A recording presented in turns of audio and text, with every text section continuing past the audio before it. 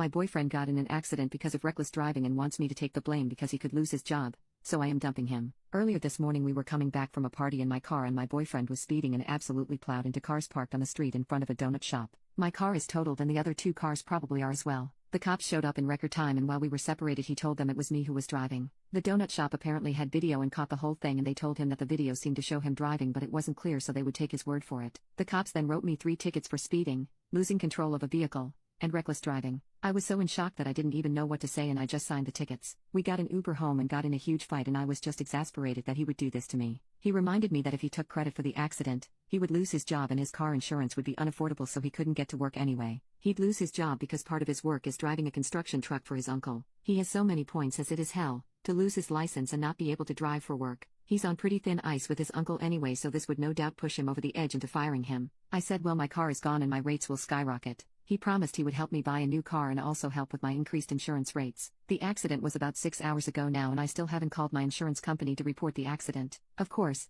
the other 2 people who had cars totaled probably have called, thus my insurance probably already thinks I caused the accident and are looking to destroy my rates going forward. I'm so angry. I have no idea what even to do. I don't want my boyfriend to lose his job but I don't want to be screwed because he was driving like an asshole. I would love any advice. Update: I called my mom and dad, who I really hadn't spoken to since I moved in with boyfriend, and said I was leaving him. I was scared and begged to be picked up. This was about 1:30 a.m. They said they would be over right away. I had locked myself in the bathroom and my boyfriend must have heard me making the call because he started trying to beat the door down and I was terrified. When the door didn't go down easy I could hear him smashing things out in the living room of the apartment and kitchen. I stayed on the phone with my mom while my dad called 911 on his phone. I stayed locked in the bathroom and he occasionally would try to break the door down and again. All this time I was crying and so freaking scared and he was screaming and calling me every name in the book. We have neighbors with kids and I heard the kids wake up and start crying and then I'm pretty sure I heard one of the dads beating on our front door telling boyfriend to shut up. Cops showed up just before my parents and immediately put him in handcuffs and put him on the couch, and started taking statements from me and the neighbors.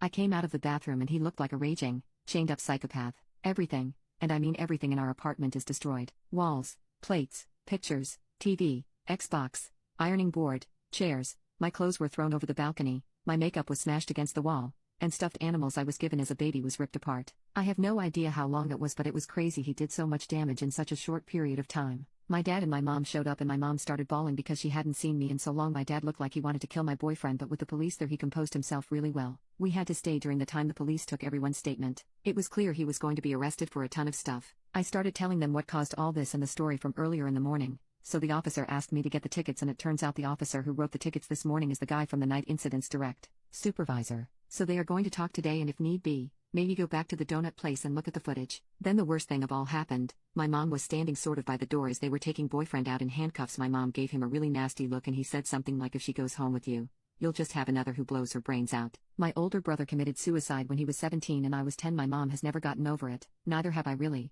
and my mom reached out and slapped him as hard as she possibly could. So then the police had no choice but to arrest her as well. They were nice about it and loosely handcuffed her and took her to one of the squad cars. So I got dressed and tried to pack up and salvage whatever I could while my dad went down to bail out my mom. One of the 3 police stayed in the parking lot in his car just in case any of BF's boys showed up while I got what I could. My mom was in and out pretty quickly and is facing a misdemeanor battery charge which will probably go nowhere. But as you can imagine, while my parents were very happy to get me, they were extremely pissed at what had transpired not only yesterday but the last 6 months or so. I have a very long road ahead to repair the relationship with them. My dad has been mostly silent but he did take me to the family attorney so he could start working on the stuff from the accident. He said it shouldn't be too hard to get me out of the tickets and women, especially, take the fall for husband/boyfriend accidents way more often than you would think. I will probably still have to show up for court but by that time the investigation to show my boyfriend was the one really driving should be concluded and I will be dismissed. However, the thing that really sucks is that my state is a permissive use state, meaning that my insurance has to cover anyone who is driving my car. There is a good chance that my insurance company will fight it out with his company for overall liability and it won't be as bad,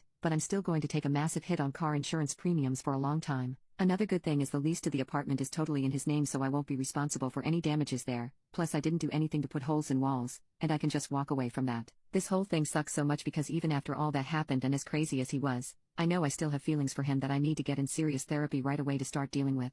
I can't have someone so destructive in my life who was willing to let me take the fall for all his crap and then scare the life out of me and threatened me.